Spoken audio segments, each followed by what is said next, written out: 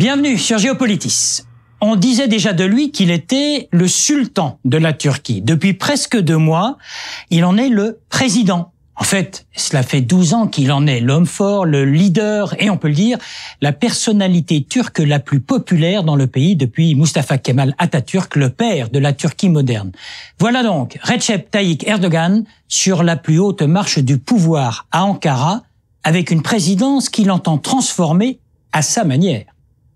Certes, le président n'a pas que des amis et que des soutiens. Au vu des différents scandales qui ont marqué l'année 2014, l'ancien Premier ministre a été traité par ses adversaires de voyous, de tortionnaires, de dictateurs ou encore de parrains. Mais le fait est là, depuis 2002, l'AKP, le Parti de la Justice et du Développement, son parti, a gagné toutes les élections, 8 au total, municipales, législatives et désormais présidentielles. Au fait, et c'est la question que pose Géopolitis au moment où le Forum économique mondial se réunit à Istanbul. Quelle est donc cette république turque de moins en moins laïque et de plus en plus islamisée? Allah est le seul et unique détenteur de cette victoire. Nous sommes engagés dans un voyage béni pour servir le peuple. Ces mots, ces références à Dieu, ce sont ceux de Recep Tayyip Erdogan lui-même, élu dès le premier tour pour un mandat de 5 ans avec presque 52% des voix. Il se présente d'emblée comme l'homme qui va œuvrer à la réconciliation nationale. Nous avons déjà fait des réformes, rappelle-t-il, pour que dans ce pays, chaque citoyen puisse exprimer son opinion, son identité, ses valeurs, sa culture et sa croyance. Cela dit, dans le même discours, quelques minutes plus tard, il explique qu'il va continuer à interdire les réseaux sociaux. Je vais être très clair, précise-t-il, ces réseaux sociaux, c'est assimilable au couteau de l'assassin. Tel est celui qui veut désormais être le président de 77 millions de citoyens auxquels il entend redonner toute la fierté qui sied à un grand pays comme la Turquie. Une interrogation subsiste. En quoi la Turquie de Erdogan diffère-t-elle désormais de la Turquie de son fondateur, Kemal Atatürk? On est loin du contexte des années 20, lorsque, vous allez le voir, c'est une archive collector, Atatürk dressait un portrait de sa nouvelle Turquie. La nation turque ne saurait désormais être représentée que par la grande assemblée nationale qui a conduit le pays à son indépendance. Le sultanat a fait son temps. Il faut l'abolir.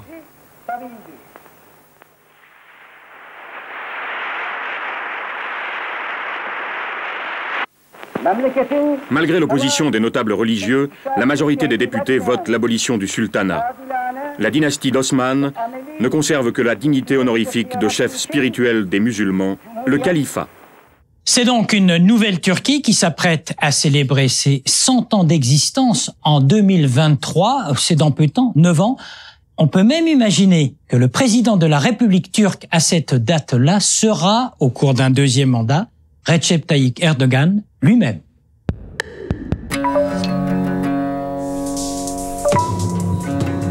2002, c'est donc l'année qui marque l'arrivée au pouvoir de l'AKP, ce parti qui balaye une classe politique turque minée par les scandales. C'est aussi le début de l'inquiétude dans les milieux laïques. En 2007, c'est la première grande crise, avec la mise en garde de l'armée au pouvoir politique quant aux grands principes de la laïcité. On note que pour la première fois, les épouses du président et du Premier ministre apparaissent voilées en public.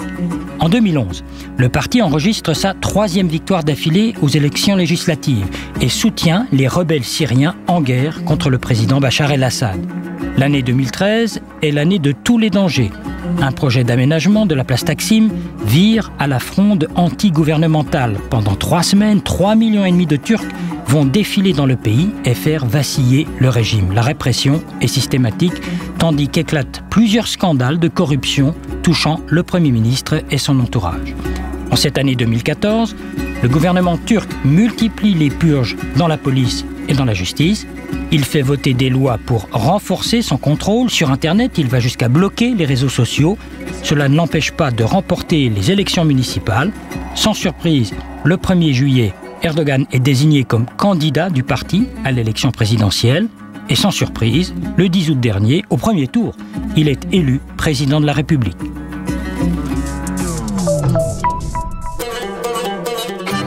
La plateforme du parti AKP ne dit pas et n'a jamais prétendu qu'il était question d'instaurer la charia en Turquie. Officiellement, il s'agit, je cite, d'assouplir une laïcité particulièrement stricte. Notre parti n'est pas un parti religieux, dit l'AKP. Nous défendons les valeurs de la justice et du développement, certainement pas l'instauration d'un État islamique. Et les partisans du désormais président Erdogan font valoir que la plupart des réformes juridiques menées depuis 12 ans sont conformes à la législation de l'Union européenne. Faux, disent les opposants à l'AKP, qui rappellent que le pouvoir en place a tenté de faire de l'adultère un délit, qu'il a privatisé pour la limiter la production de boissons alcoolisées et qu'il a tout fait pour lever ce qui était un pilier de la laïcité dans ce pays, à savoir l'interdiction datant de 1980 du port du voile dans tous les établissements scolaires, universités et administrations du pays.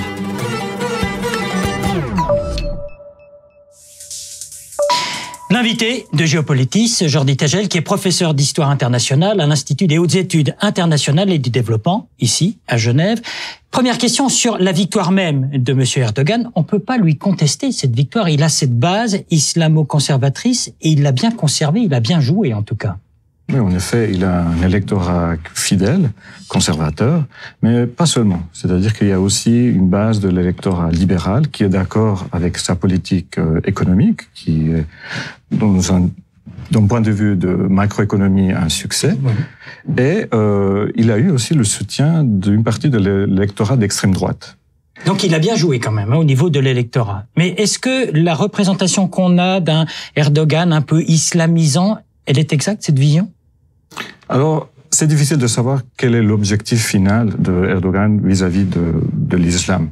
On sait qu'au début des années 2000, il a défendu une sorte de laïcité nouvelle à la turque, c'est-à-dire que tout le monde devait pouvoir exprimer sa religiosité dans la sphère aussi publique, par exemple en portant le voile à l'université. Ça, c'était nouveau. C'était une nouvelle conception de la laïcité, simplement. Exactement. Et ces dernières années, il va un petit peu plus loin.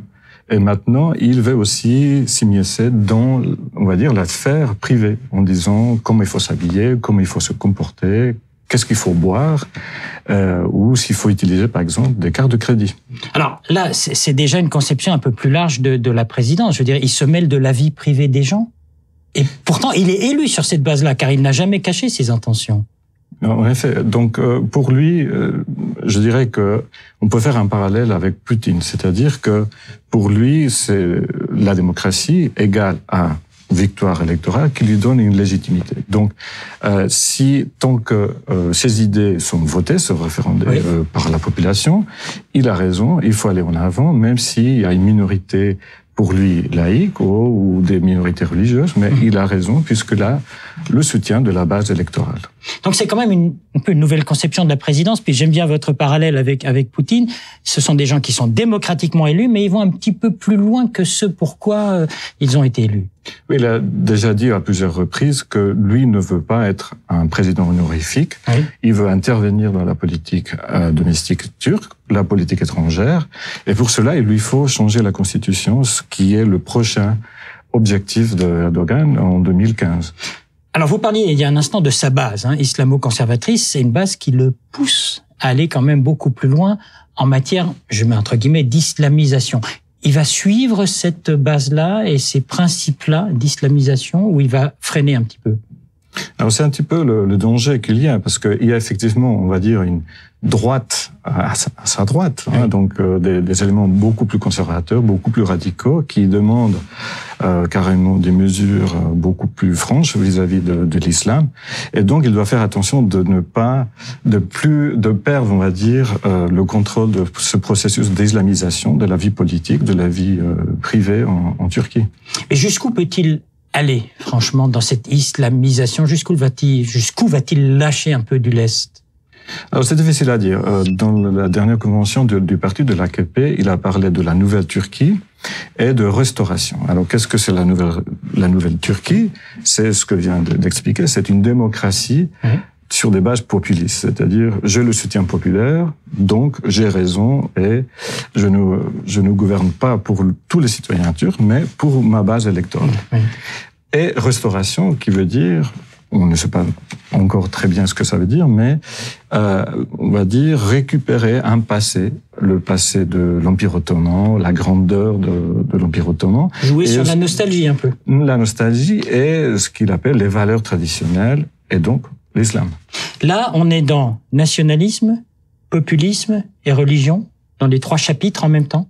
Exactement. C'est une sorte de mélange qui peut être explosif, ça, c'est à voir, mais de nouveau, le parallèle avec Poutine en Russie est valable, parce que Poutine joue aussi avec le passé riche de l'Empire russe, un nationalisme très fort, les valeurs traditionnelles, la religion aussi en Russie. Donc voilà, il joue avec les sentiments, avec ces valeurs traditionnels, même s'ils sont évidemment réinventés au goût du jour. C'est quoi les 2 défis finalement de la présidence Erdogan? Alors, il y a au niveau domestique, il y a 2 grands défis. Le premier, c'est sa lutte interne, on va dire, avec le mouvement de Fethullah Gülen, qui est exilé aux États-Unis depuis longtemps. Donc c'est ce mouvement islamiste qu'il avait soutenu pendant longtemps. Exactement. Ils étaient alliés. Et plus maintenant. Et maintenant, il y a une lutte interne, on va dire, dans le camp islamiste. Le mouvement Gülen, faut savoir, ils ont créé une sorte d'empire, un empire économique, un empire de médias, de réseaux d'écoles. Donc, ils ont un grand pouvoir en Turquie, mais aussi à l'étranger. Et puis l'autre défi, alors? Et l'autre défi, c'est la question kurde. Parce que M. Erdogan, en 2011, en tant que Premier ministre, a lancé ce qu'on appelle le processus de paix. Il a réussi à ce que le PKK déclare un cessez-le-feu, qui est toujours valable en théorie. Et puis, donc, maintenant, il faut savoir un petit peu quel est son programme, quelles sont les propositions concrètes pour résoudre la question kurde. Eh bien, c'est ce qu'on va voir avec cette présidence, Erdogan, 5 ans, en tout cas, peut-être un peu plus. Merci, Jordi Teles. Je rappelle que vous êtes professeur d'histoire internationale à l'Institut des hautes études internationales et du développement, ici, à Genève. Merci à vous. Merci. Ce sera un test grandeur nature aussi grand que Sainte-Sophie, la perle d'Istanbul, l'ancienne basilique byzantine, devenue le musée que fréquentent des millions de touristes. Durant un millénaire, Sainte-Sophie avait été un haut lieu du christianisme. Avant de devenir une mosquée, très exactement en 1453, la République turque, avec Mustafa Kemal, avait mis un terme à la pratique du culte islamique. C'était en 1923 et Sainte-Sophie était devenue et est devenue un lieu éminemment symbolique entre une Turquie moderne et un monde religieux qui n'avait plus les faveurs de la République laïque. À présent, avec la série de victoires électorales du parti AKP, le parti de la justice et du développement, il est tout simplement question de retransformer Sainte-Sophie en mosquée, les islamo-conservateurs estimant qu'il est grand temps que les lieux soient rendus au culte. C'est là une grande cause nationale que le président Erdogan a soutenue par le passé. Maintenant qu'il est le grand sultan de Turquie, comme disent ses adversaires, c'est à lui de dire si Sainte-Sophie doit connaître un sort nouveau. Ce sera un test que le monde entier regardera. Et sur la page web de Géopolitis, préparée par David Nicole, vos commentaires à cette émission, à votre disposition des documents vidéo, de l'infographie, des sites internet, la possibilité de podcaster cette émission de la RTS, et vous êtes toujours les bienvenus sur Géopolitis.